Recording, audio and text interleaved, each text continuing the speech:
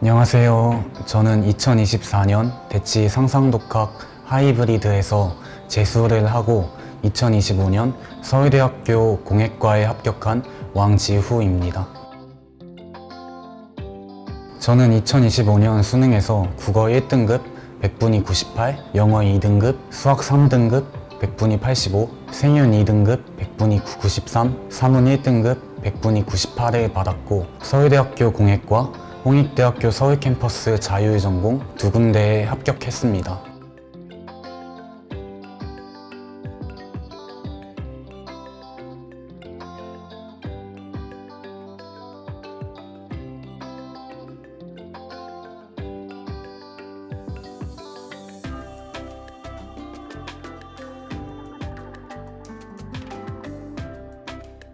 현역 때까지는 서울대만을 준비하였었는데 서울대를 불합격하고 지원했던 나머지 학교도 불합격해 재수가 불가피한 상황이었습니다. 너무나 힘든 시간들이었지만 저의 꿈과 목표를 다지며 입시를 다시 한번 도전하였습니다.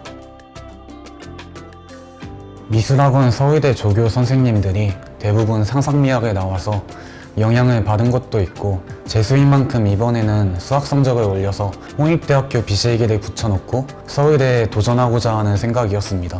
당시 저는 국어, 사탐은 어느 정도 잡혀져 있는 상태여서 수학 공부에 집중할 수 있는 환경이 필요하였습니다. 주변 학원들과는 비교되지 않을 정도로 상상독학 하이브리드과는 수학 공부에 집중하면서 다른 과목들을 적당히 시간 배분해서 챙겨나갈 수 있는 시스템과 최고의 강사 라인업, 학습에만 몰입할 수 있도록 설계된 제게는 최적화된 환경이었기에 고민 없이 등록하였습니다. 상담을 하면서도 제 현재 상황과 전략에 딱 맞는 상담을 해주셨고 일단 서울대를 떨어져도 홍대는 무조건 간다는 전략을 함께 고민해 주시면서 확실한 입시 플랜을 세워주셨던 것이 기억에 남습니다. 현역 때까진 유명 프랜차이즈 관리형 독서실을 다녔었는데 해이한 관리 시스템에 실망했던 기억이 있습니다. 하지만 상상독학에서의 관리는 매우 철저하고 학업에만 몰입할 수 있도록 최적화된 환경을 조성해 주셔서 마음 편하게 공부에만 집중할 수 있었습니다. 또한 상상독학에서 수학 수업을 듣는 다른 학생들도 대부분 저와 같이 서울대 디자인과나 공예과를 목표로 하는 입시생뿐만이 아니고 상위권 대학을 목표로 하는 일반 인문, 자연계열 학생들도 꽤 있어가지고 왠지 모르게 묘한 경쟁심을 느끼면서 꾸준히 저를 책찍질할 수 있는 동기가 되었던 것 같습니다.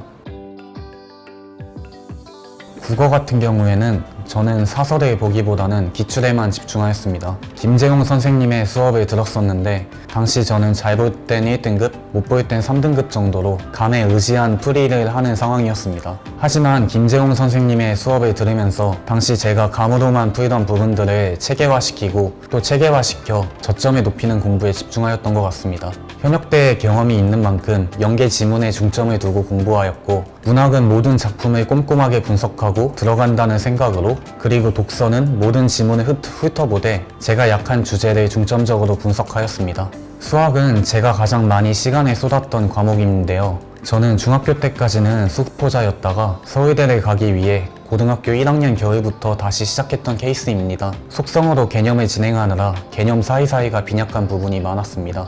그래서 상상독학에 출강하시는 메가스터디 이현수 선생님 수업을 들으며 개념을 다시 정리하고 역시 상상독학에 출강하시는 시대인재 정순준 선생님 수업을 통해 심화 개념, 어려운 사전 문제를 공부하였습니다. 저는 이번 입시에서도 실기는 서울대만 준비하였기 때문에 홍익대를 붙여놓지 않으면 매우 위험해지는 상황이었습니다. 그래서 안정권인 수학 3등급 이상을 맞추기 위해 수학의 대부분의 시간 투자를 하였습니다. 현역 때 5등급이었던 만큼 정순준 선생님의 수업을 따라가기는 조금 벅찼었지만 한 문제에 3시간이 걸리더라도 이해할 때까지 노력해보았고 최대한 많은 문제를 풀어보려고 하였습니다. 당시 모의고사에서 국어탐구는 1등급이 유지가 되었기에 대표님과 상담한 대로 수학에 주마다 35시간 이상을 투자했던 것 같습니다. 재수 때 6월 모의고사 수학 성적이 열심히 공부하였음에도 5등급이 나와서 굉장히 좌절하였었는데 두 선생님의 격려와 조언 덕분에 무너지지 않을 수 있었던 것 같습니다.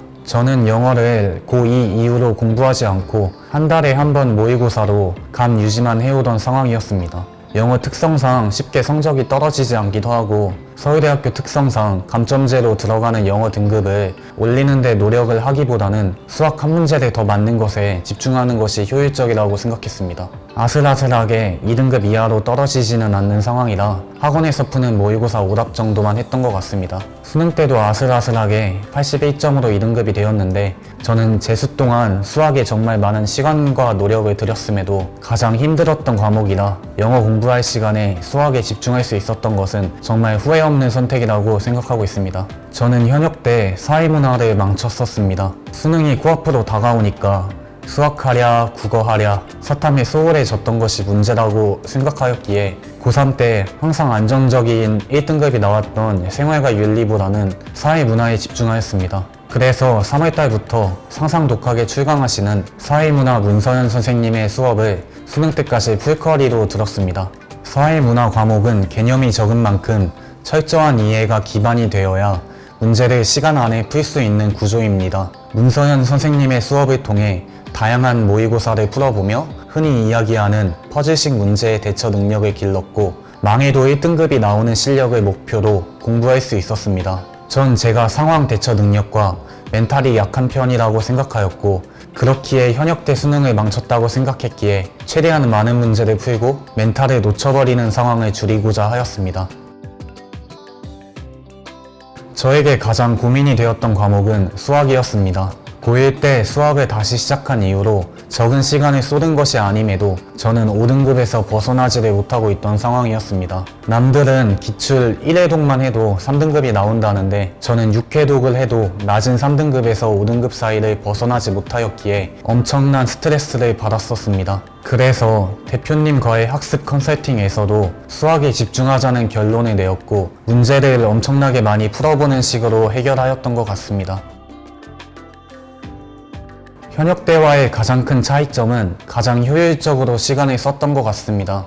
현역 때는 효율적으로 공부에 시간을 배분하지 못했던 것 같아요. 독서실에서 주로 혼자 공부했기 때문에 무슨 문제를 풀지 찾는 데에도 시간을 썼었고 제가 어떤 부분을 보강하는 공부를 해야 될지도 알지 못하고 있는 상황이었습니다. 하지만 상상독학은 하이브리드라는 이름답게 질의응답 전문 강사 선생님이 오시거나 단과 선생님과의 컨설팅 시스템으로 제가 지금 무엇을 공부해야 하는지 짚어주셨기에 그저 주어진 문제만 풀면 되는 환경 속에서 하루 14시간 공부에만 집중할 수 있었던 것 같습니다. 덕분에 수능에서 조금 아쉽긴 하지만 제가 생각했던 결과에 가깝게 이루어낼 수 있었습니다. 수학은 많이 아쉽긴 한 것 같아요. 재수기간 제 스트레스의 99%는 수학 때문이었습니다. 진심으로 꿈에서도 어제 틀리면 안 되는 문제가 나오는 꿈을 꾸었고 시간을 이렇게나 수학에 투자했음에도 원하는 결과가 나오지 않았고 육모에서도 5등급을 맞으면서 잠시 무너졌던 것 같습니다. 포기하고 싶다는 생각도 많이 들었었는데 지금 포기한다고 해도 막상 공부 아니면 할 게 없기도 하고 나중에 지금을 후회할 것 같다는 생각이 들었습니다. 그래서 그냥 계속 공부했던 것 같습니다. 육모 때 슬럼프 이후로는 그전보다 독하게 공부했던 것 같습니다. 상상 독학의 독이 홀로 독이 아니고 독할 독입니다. 6월 평가원 이후에는 정말 제가 생각해도 진짜 지독했다 할 정도로 독하게 공부에만 전념했던 것 같습니다. 그래도 너무 힘들면은 가끔 상상미학 선배님들 합격 인터뷰도 보고 오늘 제가 합격 인터뷰를 하는 것처럼 반드시 서울대에 합격해서 나도 꼭 합격 인터뷰 해야지 하는 상상도 하면서 서울대에 무조건 가고 만다는 생각으로 버텼던 것 같습니다. 오히려 수능이 다가올수록 딴 생각할 시간도 없어졌기에 자연스럽게 모든 것들이 극복되었던 것 같습니다.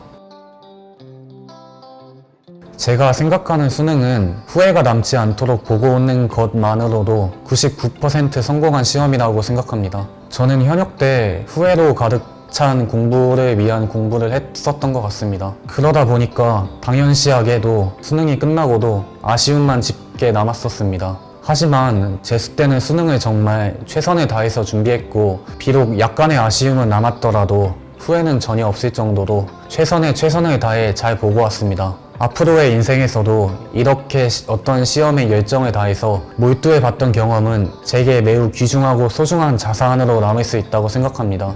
이번에 한 노력을 기준 삼아서 앞으로 어떤 난관에 부딪혀도 당당하게 맞서 나아갈 수 있는 이정표도 될 수 있다고 생각합니다.